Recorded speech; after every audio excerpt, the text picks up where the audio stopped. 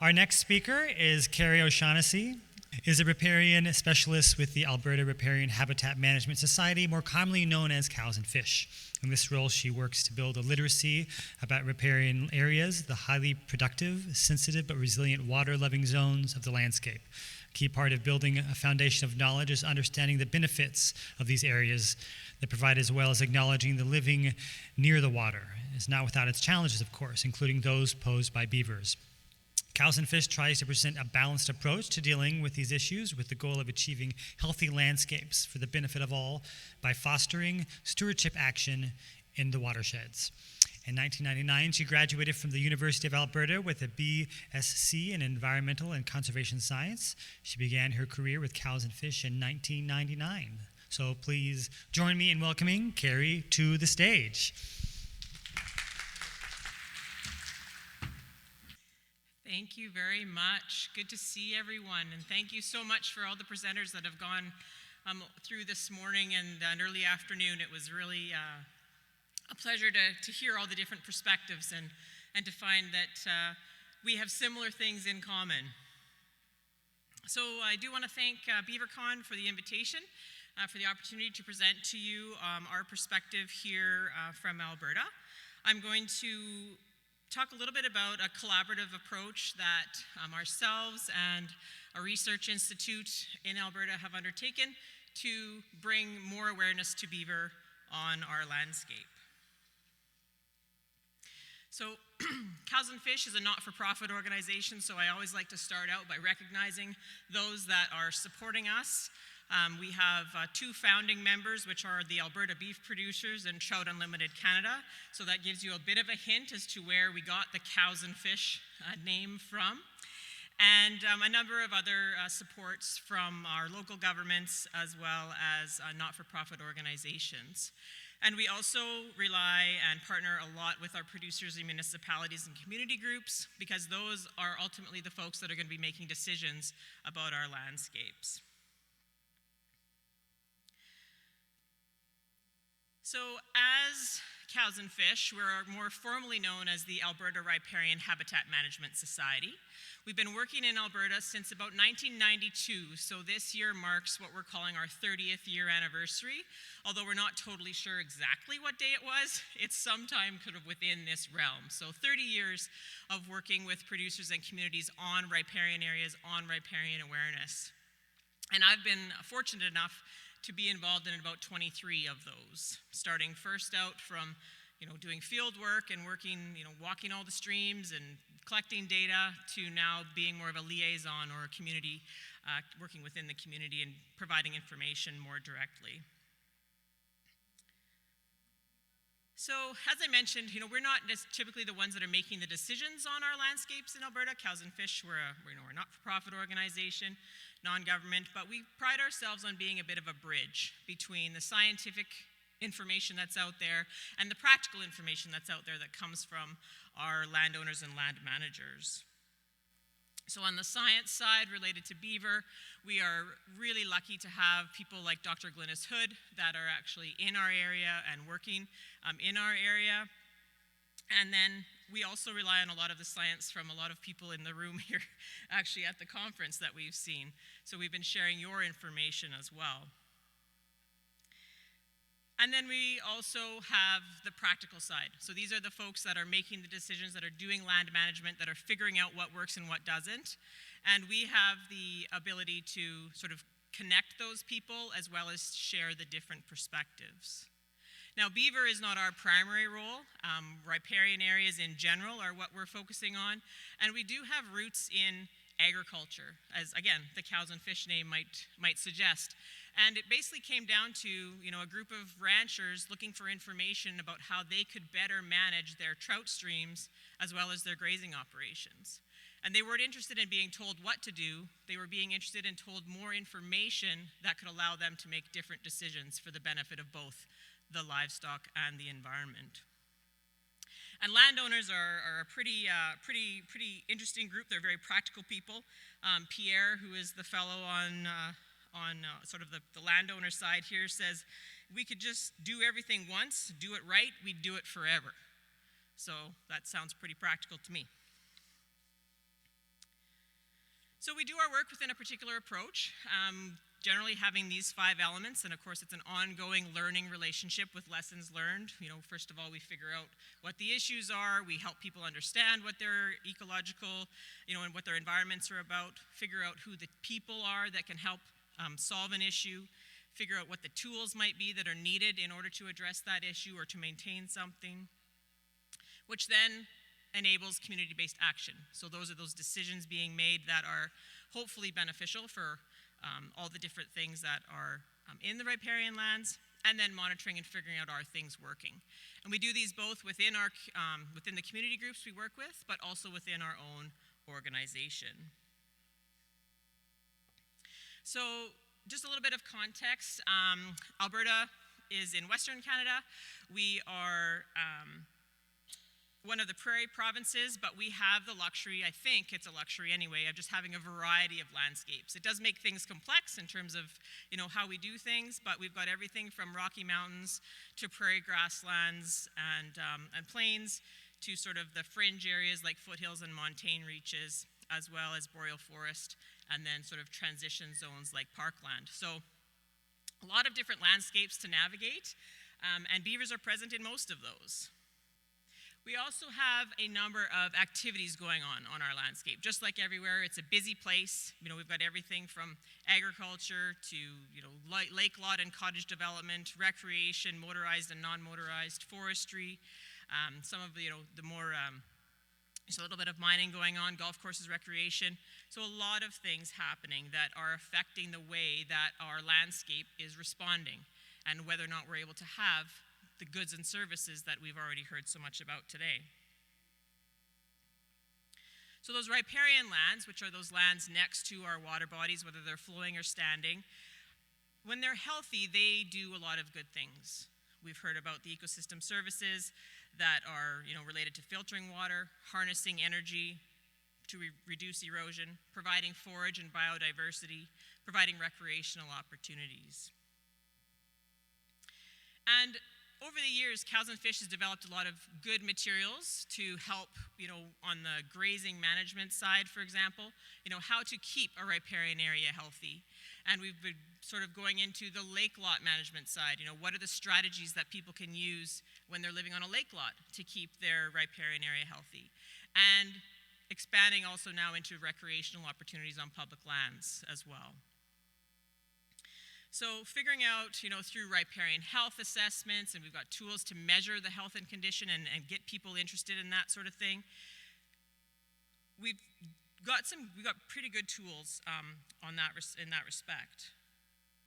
And when we talk about riparian health, this is just an example of a snapshot of sort of where things are at in Alberta based on the number of sites that we've looked at. And riparian health is basically an evaluation of vegetation and physical characteristics, soil and hydrology, that give us an indicator of whether or not a place is performing all those ecological goods and functions, or goods and services.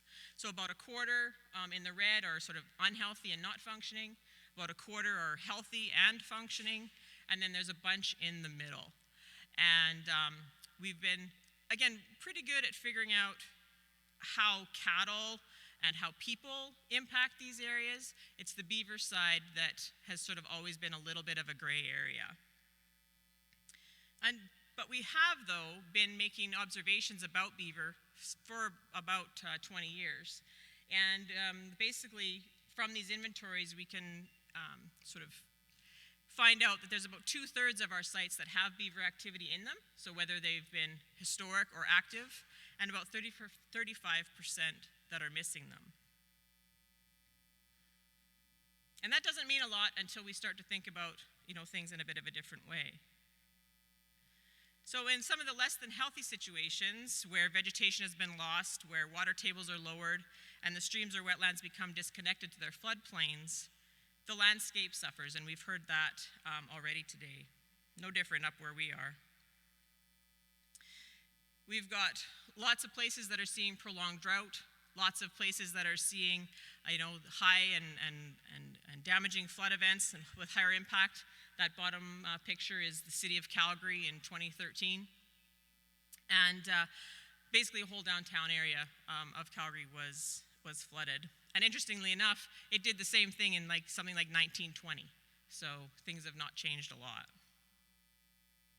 So we've been using the tools we have for grazing and recreation management as one way to deal with some of these issues and try and bring some resiliency back to the watersheds.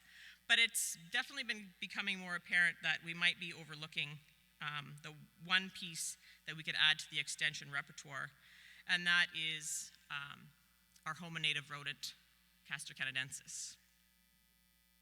So, as many of you may know, the beaver actually is Canada's national animal and our national symbol. And despite their pivotal role in, founding Canada, through the fur trade and bringing a lot of people to our area and North America in general, there continues to be that love-hate relationship.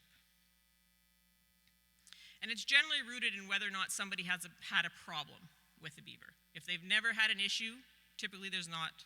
They think they're fine and they can be where they are. This is an interesting example. Right along this trail in a recreation area, people love to come and look at this beaver pond because of all the different things that it's providing. There's a lookout point, there's a sign, with education information. But then there's a low point in the trail where the beaver dam was flooding the trail. And now we have a problem. So it really is that juxtaposition, I guess, between good and evil, if you will. But definitely two sides of the coin. So our big goal as bringing more information, about beaver to our landscape, why they're beneficial, why they are good, where we can have them on the landscape, but also acknowledging the challenges. Our hope is to go from a little bit less of this to more of this, more of exploring the variety of options that are out there. There's not just two. There's not just removal of the dam and removal of the beaver. There's also these other several different things that we can do. And we take this approach with grazing management as well. There's not just exclude the cattle from the creek. There's also, provide them a watering system. There's look at different timing of grazing. Look at, rearranging the pastures in different ways. There's all different kinds of ways, and we want to apply that to beaver as well. So that brings me to this collaborative effort that we started with the Mistaki Institute, which is a research institute based in Alberta.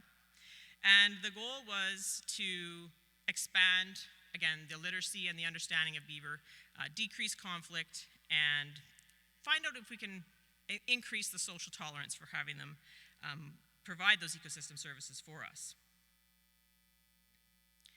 So by engaging with local landowners and land managers, our goal, there's a number of them here, but ultimately increasing information, creating awareness materials, hosting workshops, identifying the policy and regulatory barriers to coexistence, because that is one thing that we're running into, and there'll be a talk actually tomorrow that's going to highlight some of those challenges that we're facing and what we're hoping to achieve by trying to work through some of those, and just better understand beaver behavior. So I'll sort of go through our thinking pathway or our thinking process of how we've sort of tried to get this information out to folks. First is awareness. So this is, why do beavers do what they do? Why do they cut down trees? Why do they build dams? People in this room, that's obvious, but to others, it may not be. So in about 2014, we developed some fact sheets and a booklet that describes those things, and worked with a really awesome illustrator to create some diagrams and illustrations that explain some pretty scientifically complex things in a really unique and interesting way that I will say the general public could understand. So that's part of it. The other part is helping people remember where we've come from related to beaver. We didn't have beaver for a long time when the landscape was being settled only about 120 years ago in our neck of the woods. And so beaver were not a thing on the landscape at that time. And now that they're coming back, it's just, again, to remind people that the landscape used to have a lot more, used to be a lot wetter, used to be a different place.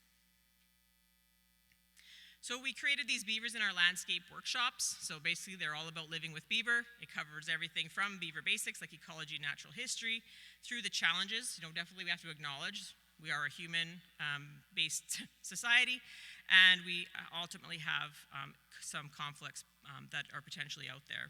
And then we talk about solutions, sort of present that suite of options, and also showcase how other people are dealing with beaver in their area from a coexistence standpoint.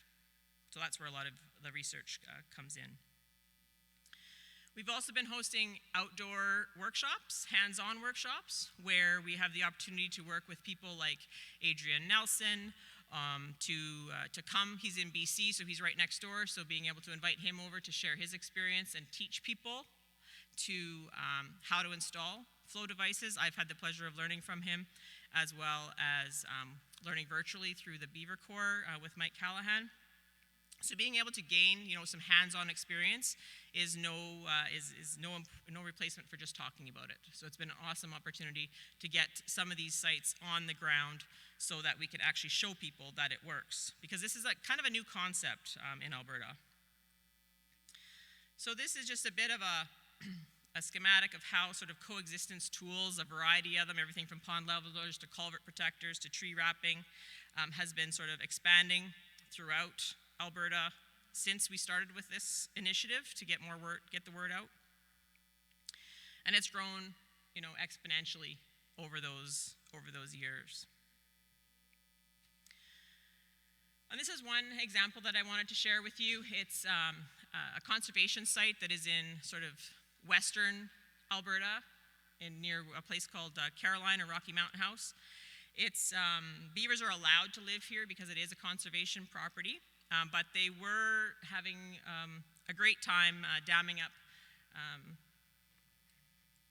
sort of this area right in here, which was thus affecting the road here. So I'd just like to show you a little bit, give you a bit of background on what they did. So as part of the effort to reduce the flooding or the impact on the road, they started out with a pond leveler that was a design that was sort of being used in Alberta at that time. And basically within a week of putting in the top sort of tri-flexible pipe leveler device, the beavers chewed through it and plugged it up. So unfortunately it didn't work very well. The standard grate to protect culverts, not working so great. It was constantly being plugged, and the county who looks after the road was constantly, removing things. So this is a little video, if it works, on a project that was put in there last year. I will have to.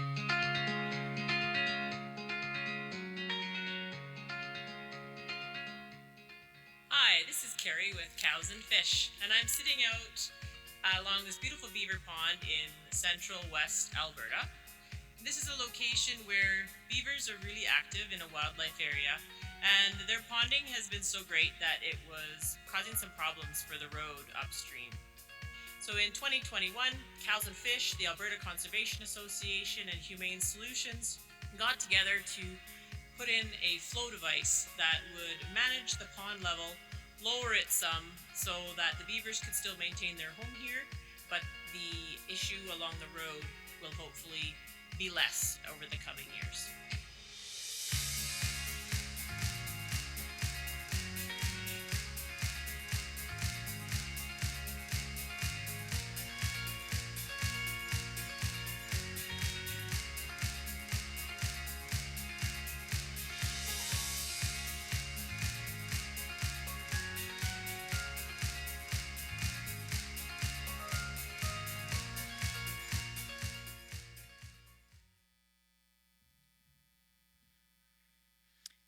So that is using a lot of the techniques that we've learned from Adrian and we've learned through the Beaver Corps to try and mitigate that issue, but keep the beaver on the landscape. And it's only been in for a season, so it's kind of hard to know, sort of whether it's working or not, but it did survive the winter. It was still flowing, but as beavers do, they try and trick you and do things that you weren't expecting, although I kind of sort of did expect something, but I didn't expect them to move upstream. So we've got a new dam building there, and now the road is still flooded. So we need to do a secondary mitigative measure here and try and figure out what to do. So another part of the collaborative is really getting information out to people in a variety of ways. So we've got the demonstration sites, we've got the workshops, we've also, the Mustache Institute has developed a website that is a map of coexistence tools. So this is a way that people can go on, it's interactive. You search through the province, you find out, there's a little blue icon there, you can click on it, and then some information about that project comes up. A couple of photos, why it was done, what the purpose was, and a bit of a description. So people can learn about these projects that way. Because we couldn't tour people around in the last couple of years either, so this was another way to get that information out.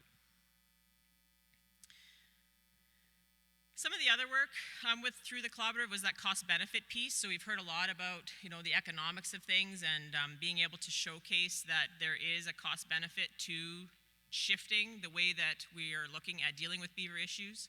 So this is just one example of, we'll call it traditional management, if you will, that in a park situation where the total cost per site by putting in 12 pond levelers over 3 years was about a 90% savings between the traditional management that was happening there. All of the going to that same place, so many times with equipment and manpower.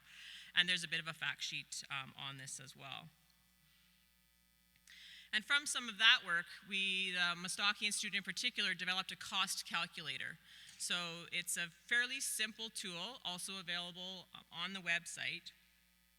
And it sort of gives you the opportunity to go in and put in what are the current parameters around the costs associated with the existing practices. So number of staff, hours for them to do that work, times per month that the staff clear that area, and the average hourly wage. And I just threw some numbers in there, but you calculate that, and the total monthly cost for clearing, plugging culvert dam, and removing that dam, in this case, was $1,920 in Canadian. They compared that to the total cost of installing a pond leveler, including monitoring and maintenance, which was about $1,934, so a little bit more at the initial onset for this particular project, but ultimately that pond leveler would pay for itself in a month. So this cost calculator is available. People can go in and you can change these numbers, whatever, you can put those in and get a different number at the end. And does that calculation for you. So this is a new tool, so if there's any feedback, if anybody uses it, we'd love to hear back from you. The other thing that we've been trying to do is look at the opportunity for Beaver as a restoration tool. So using the BRAT that developed by Joe Wheaton and trying to apply it to Alberta. And we've done a small pilot project in the southern part of the province where we had to modify the tool a bit to suit our situation there, as well as we have different data availability than Joe did, but we're giving it a go. And this is sort of the area that was looked at. And we do have a result basically showing that there is definitely potential damming capacity in this region. So there's opportunity, we think, for maybe installing some BDAs or things like that. So the next steps from this will be to go out and ground truth, go out and find some places where we could actually put in some structures and work through the approvals process in order to do so. So I'm still working on my understanding of all of this, but it's definitely exciting to see that. But we're starting to move into some of the work that's been done down here for a long time. So the concept of using different structures to restore streams isn't new. Post-assisted log structures, the natural channel design that people have been talking about, are all strategies that can be utilized out there. The idea of sort of using these PALs in Radiant Creek, which is a prominent bull trout stream, which is an endangered species and one of our priority sport fish, is, again, that's a new thing. But working with groups like Trout Unlimited Canada, they are willing to take on, the regulatory approval side of things and learn about how we can navigate that system. So the next step will be maybe switching from these sort of half-channel post-assisted log structures to channel-spanning log structures, or large woody debris jams, or something that our regulators would prefer to the words beaver dam analog. So the collaborative has been working since about 2016, as I mentioned, and we had pretty good reach in the first 3 years. Everything from our presentations and workshops to one international symposium. We've got a beaver mailing list. We've got a bunch of videos out there, and a beaver survey that, again, will be talked about a bit tomorrow. And that's sort of exploded in the last 3 years on top of that. So, it continues to grow. People continue to have interest and continue to sort of ask questions and invite us out to speak on, the values of beavers and explore all these different options. One of the most interesting things that I had to check about 4 times on is we added 2 videos, and we're up to like 19,000 views on them. And I made our stats people check that twice, because we went from 900 and some to 19,000 in 2 years. And it was true. And it was 2 videos on sort of workshop training about how to install pond levelers and culvert exclusion devices. So there's definitely interest out there. And it wasn't even a how-to, it was just a video of training other people on how to do it. So it was interesting. In terms of actual coexistence tools out there, originally, so those first few years, we had a support of about 11 pond levelers, 6 culvert protectors, a number of our outreach documents and formal reports. And that has also increased over the last few years. And on the pond leveler side, it has helped that we do now have a staff person, which is myself, that has the certification to install these things and be able to, again, to share that information with others. So the ongoing and future work is definitely to try and see if we can get some beaver dam analogs in, although, like I said, we might not actually call them that. We might call them something different, just to appease the folks that don't understand them quite yet, even though we've tried to explain it to them. Use the BRAT tool to model restoration, continue to tackle those regulatory challenges, look at more demonstration sites of different tools. We're looking to develop a coexistence best management practices and principles guidebook, and maybe reaching out to, I think there's lots of resource in here in the room to help us with that. Continue with education, awareness, and engagement, and hopefully host our 2nd Beaver Symposium in June 2023. So right now, this is the hub of where a lot of the resources and information that we've collected over the last 6 years or so is housed. There's likely going to be an update to it coming, but there's a lot of good information up there. So there's definitely support for coexistence in Alberta. This is just an example of some of the study science survey that we did, but it is that mixed bag. 50% want them, 50% don't. So it really is, bringing those 2 pieces together, and there's definitely the need to address the issues or the challenges that we face, to address those conflicts. So I think we're on the right track to increase that tolerance. So with the final tail slap, it really comes down to, ultimately, this whole thing is about water, and we can't live without it. They can't live without it. There's no substitute for it. And it's really about bringing the conversation of beaver into the whole riparian management, whole landscape management element, or a landscape discussion. So I think for the last several years, we've overlooked the beaver for that purpose. And right now we're just trying to bring them back into that conversation as a vital piece of the puzzle. So just want to acknowledge the funders and supporters that have helped with this initiative over the last 6 years or so. If you want to find out more, there's 2 websites. There's the rockies.ca that I mentioned, as well as the Cows and Fish website, which is cowsandfish.org, where you can access digital stories, access community stewardship, not only about beaver, but about grazing management, riparian health evaluation, all these sorts of different things.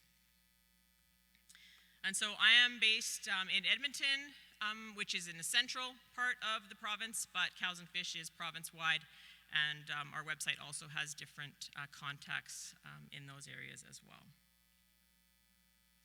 So with that, I thank you very much, and I imagine I've filled my time, so I'll be around if anybody has any questions.